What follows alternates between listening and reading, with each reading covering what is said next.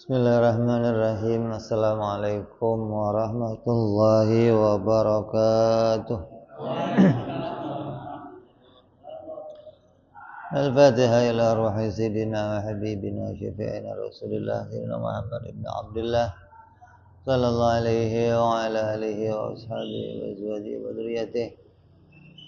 Inna Allah ya'ali darajatin bil jannah wa yanfa'una bi asrarihim wa anwarihim wa ilmihim wa nafatihim wa barakatihim fi dini wa dunya wal akhirah wa ja'aluna min hisbihim wa yarzuquna mahabbatahum wa yatawaffana ala millatihim wa yahsyuruna fi zumratihim ila fiyatin wa salamatin wa al-fadl hibbul kitab Hadratul Syekh Muhammad bin Hadratul Syekh Abu Abdullah Muhammad bin Yusuf As-Sanusi summa ila Sayyid Syarha Imam Muhammad Ad-Dasuki summa ila Hadratul Wal Habib Abdullah bin Muhsin Al-Ata summa ila Syekh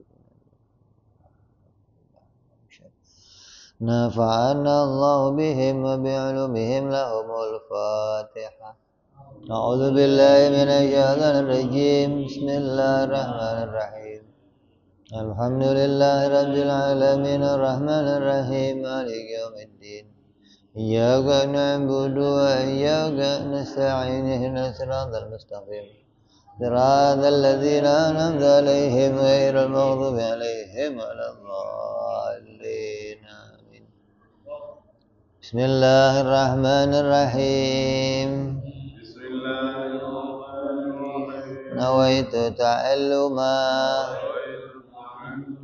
وتعليما وتذكرا وتذكيرا ونفعا والانتفاعا والإفادة والاستفادة والحثة على التمسك بكتاب الله سنة رسول الله صلى الله عليه وسلم والدعاء إلى الهدى والدلالة على الخير ابتغاء مرضاته وقربه وثوابه وحسن الخاتمة مع اللطف والعافية وصلاح العاقبة. Bismillahirrahmanirrahim. Alhamdulillahirabbil alamin. Wassalatu wassalamu ala asyrafil anbiya'i wal mursalin Sayyidina wa habibina wa syafi'ina wa maulana Muhammadin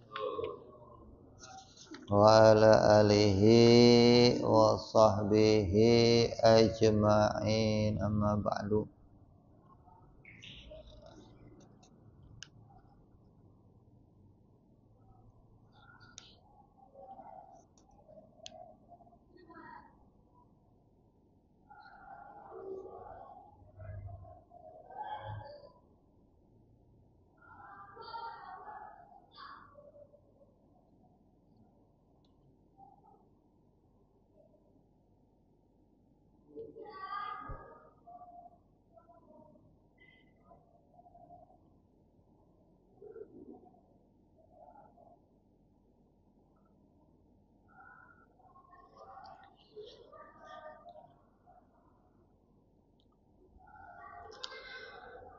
Melanjutkan ke burhan sama basar kalam.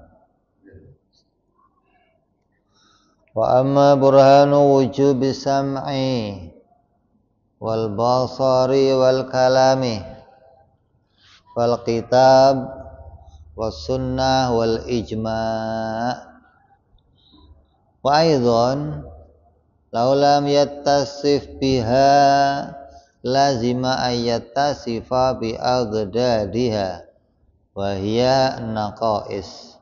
Wa naqaisu alaihi ta'ala muhalun. Burhan atau dalil, argumentasi wajibnya Allah bersifat dengan mendengar, melihat, dan berbicara. Dalilnya adalah Al-Quran, kalam langsung dari Allah. Yang kedua as-sunnah, yaitu beritanya Nabi Muhammad sallallahu alaihi wasallam. Yang ketiga adalah ijma'nya para ulama.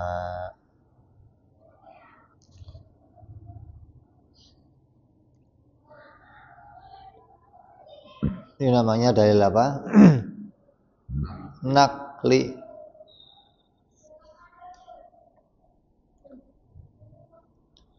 Adapun dalil aklinya, dan juga andaikan Allah tidak bersifat dengannya, pasti bersifat dengan kebalikannya, yakni sifat-sifat kekurangan.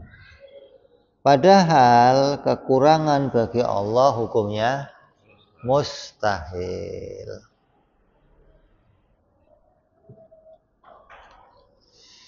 Itu dalil akli.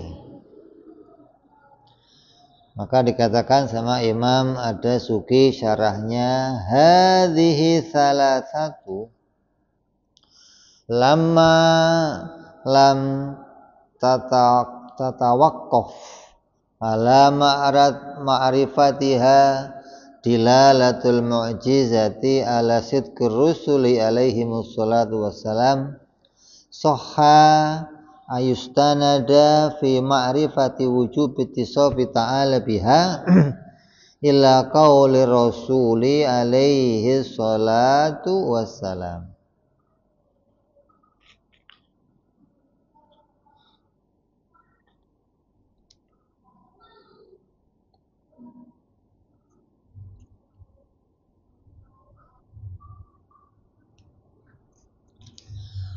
Apa yang ditunjukkan mukjizat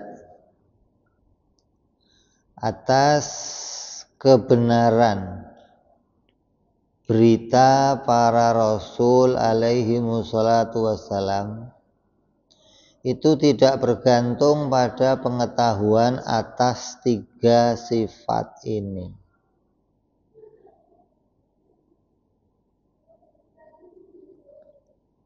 Maka pengetahuan atas wajibnya bersifat Allah dengan ketiganya menjadi sah disandarkan pada beritanya Nabi Muhammad sallallahu alaihi wasallam.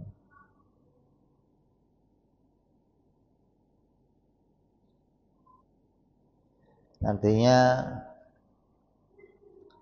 dalil yang sangat kuat yang menunjukkan bahwa Allah itu maha melihat, maha mendengar, maha berbicara adalah dalil Al-Quran, kalamnya Allah subhanahu wa ta'ala. Allah langsung menyatakan bahwa dirinya adalah zat yang bersifat mendengar, melihat, dan berbicara. Ini adalah dalil yang lebih kuat daripada dalil akli. Artinya di dalam sifat ini, khusus tiga sifat ini, dalil yang lebih kuat, yang lebih nyata adalah dalil syar'i. Berbeda dengan sifat-sifat yang sebelumnya. Sifat yang sebelumnya maka menggunakan dalil akli. Artinya nggak usah Allahnya menunjukkan, kita akan tahu Allah bersifat dengan sifat-sifat itu gitu loh. Kayak apa? Sifat kuasa, sifat mengetahui, sifat hidup. Ini Allah nggak usah informasi, nggak usah. Saya ini hidup. Saya berilmu, nggak usah. Kita udah pasti akan meyakini kalau Allah bersifat dengan sifat itu gitu loh. Dari mana? Dari melihat ciptaannya. Yang bisa membuat rumah, ini gambaran ini gampang kan? Yang bisa bikin rumah itu pasti orang hidup. Mungkin nggak? Mati bisa bikin rumah? Mandi dimandiin, gimana mau bikin rumah? Jadi ketika kita melihat ada alam ini, maka yang bisa bikin alam ini pasti hidup. Terus yang bisa bikin alam ini pasti mengetahui. Yang bisa bikin alam ini pasti punya kemampuan. Itu nggak usah dikasih berita. Kita dengan melihat ciptaannya akan tahu pasti. Beda dengan mendengar, melihat, dan bicara. 3 sifat ini nggak berkaitan dengan menciptakan. Gitu loh. Orang buta bisa nggak ngerjain sesuatu? Orang buta ngerjain sesuatu bisa nggak? Ya bisa aja. Banyak kerajinannya orang-orang buta. Malah yang ahli pijit rata-rata buta. Mijet itu nggak perlu lihat. Dia tahu mana paha cewek, mana paha cowok, tahu dia. Nggak lihat. Orang yang tuli juga bisa ngerjain sesuatu. Orang yang bisu bisa ngerjain sesuatu. Berarti 3 sifat ini nggak berkaitan dengan mengerjakan sesuatu. Lah terus kita untuk tahu Allah punya sifat 3 ini dari mana? Maka nggak bisa dengan jalan melihat alam. Gitu loh. Menciptakan alam ini nggak bisa jadi jalan untuk mengetahui Allah bersifat dengan 3 sifat ini. Beda dengan hidup, berilmu, mampu, wujud. Ini bisa dilihat dengan adanya ciptaan. Dengan adanya ciptaan, kita udah bisa memastikan Allah mesti ada. Masa menciptakan barangnya nggak ada gimana? Menciptakan ya hidup, menciptakan ya berilmu, ya berkuasa. Ini nggak usah dikasih berita. Tapi 3 sifat ini harus pakai berita. Kalau enggak gimana? Kalau enggak akan terjadi apa? Dor atau tasalsul.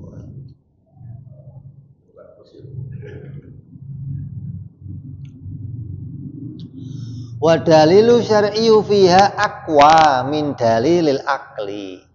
Maka dalil syar'i, dalil beritanya Al-Qur'an untuk 3 sifat ini itu lebih kuat daripada dalil akli.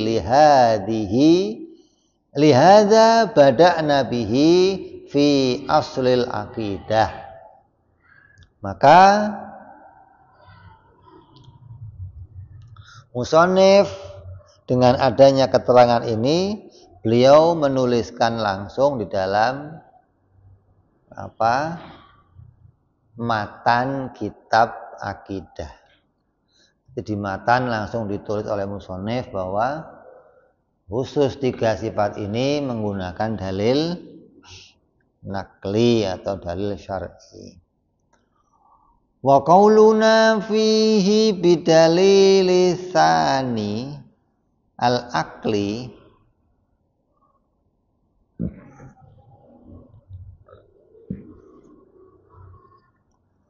wa naqsu 'alallahi ta'ala muhalun. Maka ucapanku pada kitab matan, pada matan As-Sanusi, dengan mengatakan bahwa dalil yang kedua itu adalah dalil akli dengan alasan maka cacat atau kekurangan itu sesuatu yang mustahil bagi Allah. Jadi akal itu bisa merujuk kepada tiga dalil ini hanya dari arah kalau nggak punya tiga ini ya pasti nukus. Artinya nukus itu punya kekurangan gitu loh. Artinya orang yang melihat dengan orang yang buta itu sempurna orang yang melihat. Makanya katakan kalau Allah tidak punya tiga sifat ini maka dia nggak sempurna, akan punya kekurangan, butuh sama yang menyempurnakan. Dan kekurangan itu bagi Allah hukumnya mustahil gitu. Yakni li'annahu yastalzimu ayyakhtaja hina idin illa mayukammiluhu. Maka akan menunjukkan kepada kondisi ini lazim membutuhkan sesuatu yang bisa menyempurnakan dirinya. Artinya orang yang punya kekurangan itu mesti butuh sama yang menyempurnakan. Ya kan? Ente kok punya kekurangan dalam hal apa saja nih, mesti akan cari sesuatu yang bisa menutupi kekurangan itu biar hilang kekurangannya. Lah kalau kekurangan itu adanya pada Allah gimana? Ya berarti Allah akan mencari, akan butuh sesuatu yang menyempurnakannya, itu mustahil. Kenapa? Allah itu yang menolong kepada segala sesuatu, yang menyempurnakan segala sesuatu. Lah kalau Allah kok butuh ditolong, yang nolong Allah siapa?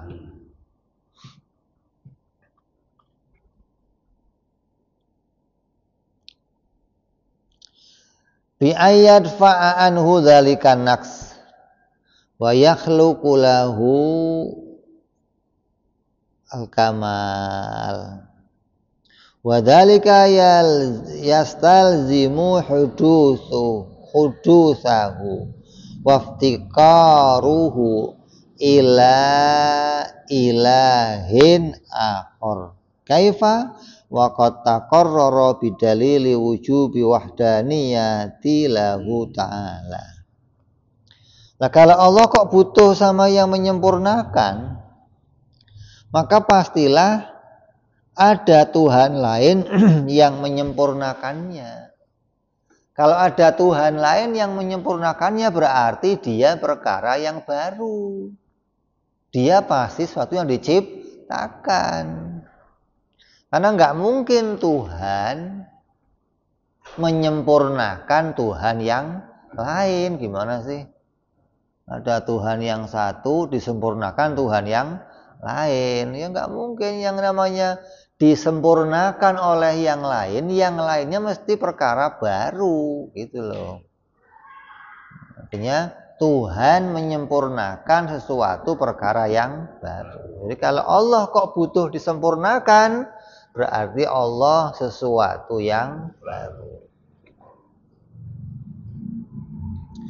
Dan ini dibatalkan dengan dalil wahdaniyah, bahwa Tuhan itu pasti esa. Kalau Tuhan pasti esa berarti mustahil Tuhan itu butuh kepada yang lain. Berarti kalau begitu Tuhan wajib maha sempurna. Wa aidan lawita sofa ta'ala bitilkan naqais lazima ayyakuna ba'du makhluqati akmala minhu. Dan juga andai Allah bersifat dengan sifat-sifat kekurangan tersebut, maka berarti sebagian makhluk akan jadi sesuatu yang lebih sempurna dari Allah. Mau makhluknya aja melihat, masa Tuhannya enggak melihat? Ta'ala Allah andalika, maka maha suci Allah, maha tinggi Allah dari yang demikian. Lisalamati katsirin minal makhluqat min tilkan naqais, karena banyaknya makhluk yang terhindar dari kecacatan. Makhluk aja terhindar dari kecacatan. Bagaimana Tuhan yang bikin kok tidak terhindar dari kecacatan? Wal makhluk yastakhilu ayyakuna asyrafa min khaliqih. Dan makhluk itu ya nggak mungkin lebih sempurna dari yang menciptakan. Ini ada makhluk tapi lebih hebat dari yang bikin. Artinya kayak ente lah, manusia lah, ente bikin sesuatu yang lebih hebat dari ente gitu. Manusia bikin komputer, itu otaknya komputer lebih hebat dari coba ente suruh nyimpen file-file seperti komputer sanggup? Ente suruh ngitung, manusia bikin motor, larinya lebih cepat dari ya, berarti makhluknya lebih hebat dari kholiknya.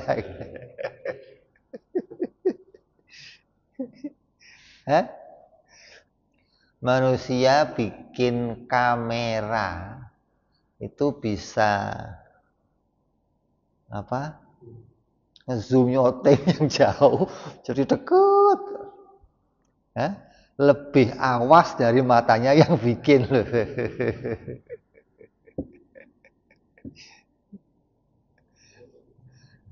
Padahal hukumnya mustahil yang namanya makhluk lebih sempurna dari kholiknya. Itu kan nggak mungkin ada makhluk kok lebih sempurna dari Allah. Itu sudah berpikir untuk bikin makhluk yang lebih hebat, paling hebat, maka manusia dibikin makhluk ya, tapi kan nggak mungkin lebih hebat dari dirinya.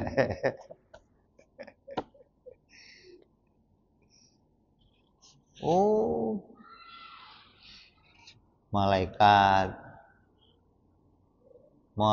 itu kecepatan bergeraknya melebihi kecepatan cahaya. Kecepatan bergeraknya itu mungkin aja memindahkan kursi dalam sekejap mata, sanggup. Tapi yang demikian tidak menunjukkan bahwa manusia itu akan lebih sempurna dari Allah. Sehebat apapun makhluk, maka dia tidak akan bisa melebihi kholiknya. Wahada dalilul akli, maka ini adalah dalil akli.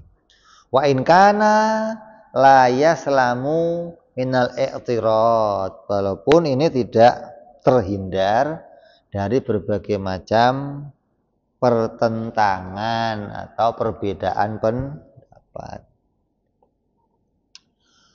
Fadzikruhu ala sabili at-tabaiyah wa taqwiyah lima huwa mustaqillun binafsih.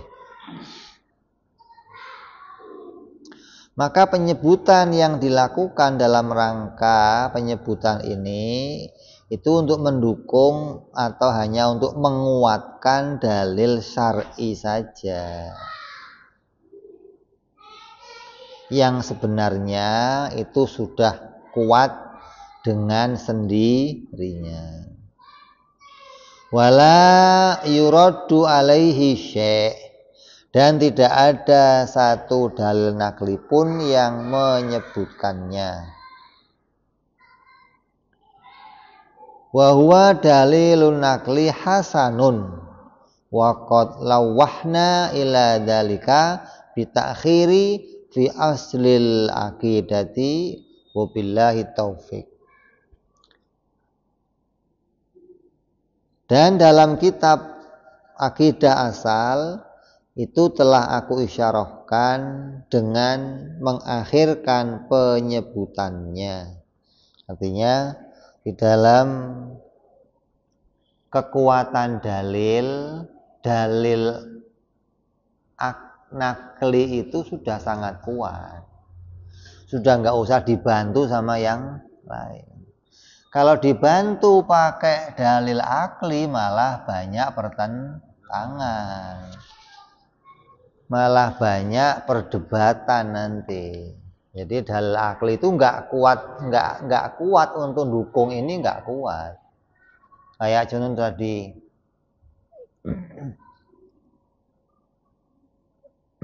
kalau Allah itu nggak melihat, sedangkan makhluk melihat, berarti sempurna makhluk dari Allah. Nanti kalau digandengkan sama sifat lain malah repot. Apa? Kalau Allah itu nggak bisa menyium baunya sesuatu, makhluk bisa nyium, berarti sempurna makhluk dari Tuhan. Kalau mau ukurannya begitu, nanti jadinya akan banyak perdebatan, gitu loh. Kalau Tuhan itu nggak punya perasaan, makhluk punya perasaan, berarti sempurna makhluk dari Tuhan. Tuhan kok nggak punya perasaan? Makhluk aja punya perasaan. Nah, ini sempurna makhluk daripada Tuhan kalau mau dibandingkan begitu, gitu loh.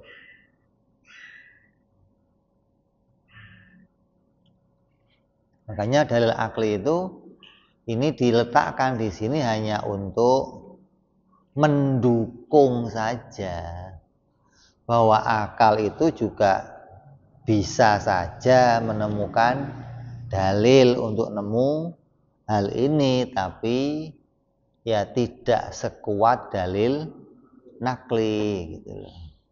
Karena dalil nakli itu sudah sangat kuat sekali untuk membuktikan keberadaan sifat melihat, mendengar, dan berbicara bagi Allah.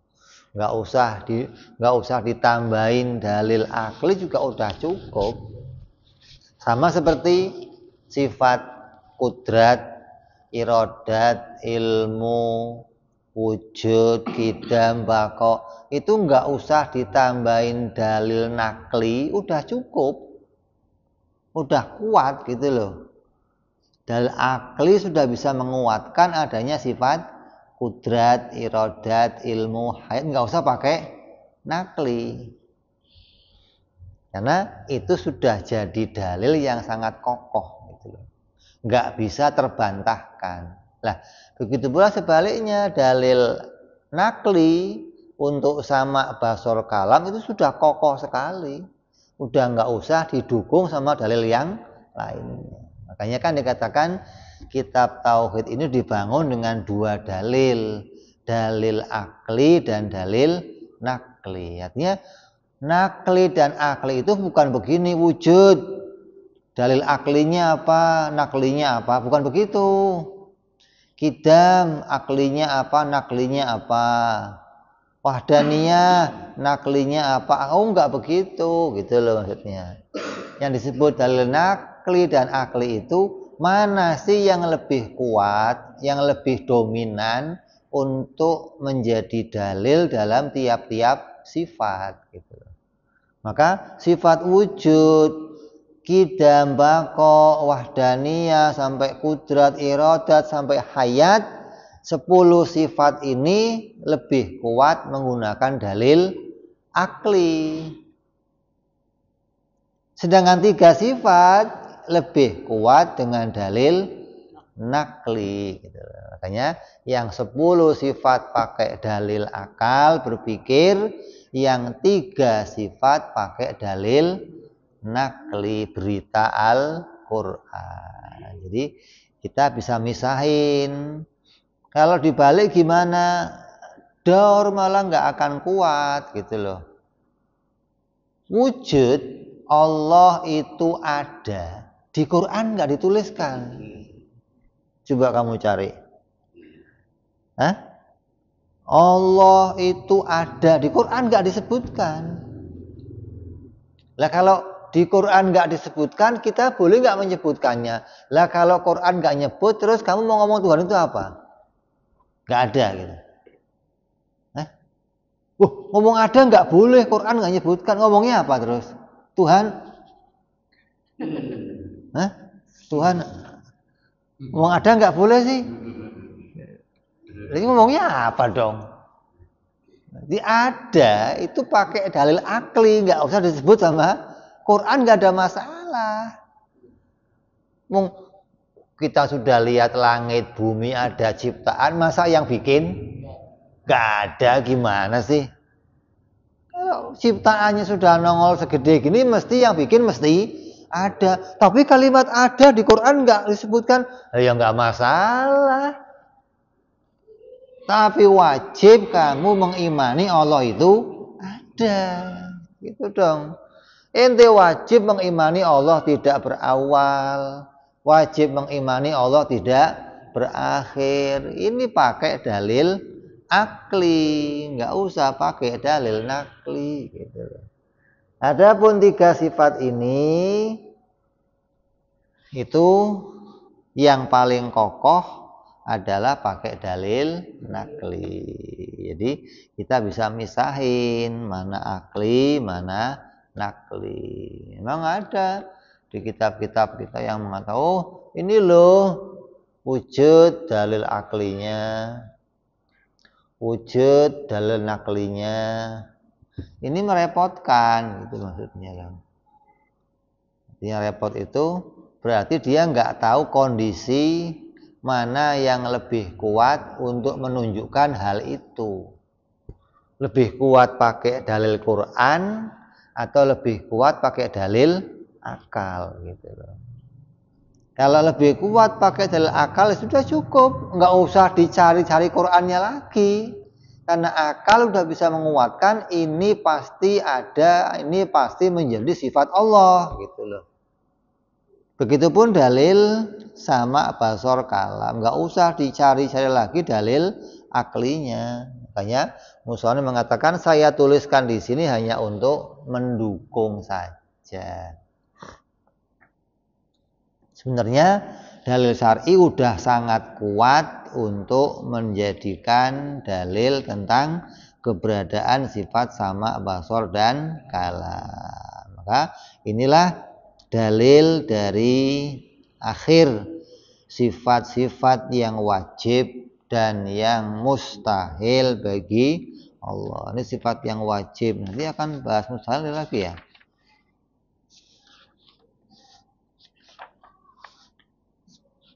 Ini adalah dalil-dalil dari sesuatu yang wajib bagi Allah Subhanahu wa ta'ala. Artinya kalau wajibnya 20 ya mustahilnya pasti 20. Maka selanjutnya musonif akan menunjukkan tentang dalil perkara jaiz bagi Allah Subhanahu wa ta'ala. Wallahu alam bis-shawab. Wa ila hadratin Nabi. Al-Fatihah. A'udzu billahi minasyaitonir rajim. Bismillahirrahmanirrahim. Alhamdulillahi rabbil alamin arrahmanir rahim maliki yaumiddin.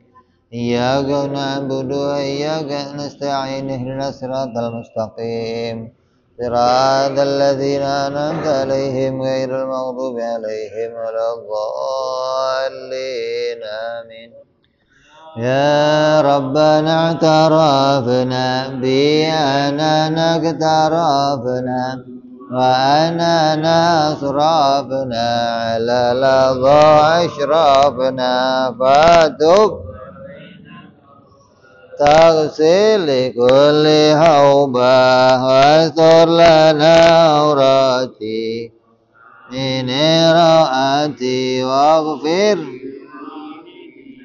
ربي ومولودنا والآل والإخوان سائر الهلان وكل ذي محبة أو جيرة أو صحبة المسلمين أجمع من ربي فضلا وجودا منا لا باكتساب منا بالمصطفى رسولي نرضى بكل سولي صلى وسلم ربي أنت الحبي وصحبي عداد تعصي صحبي والحمد لله وتناهي سبحان ربك رب العزة عما يصفون سلام على المرسلين والحمد لله رب العالمين. Assalamualaikum warahmatullahi wabarakatuh.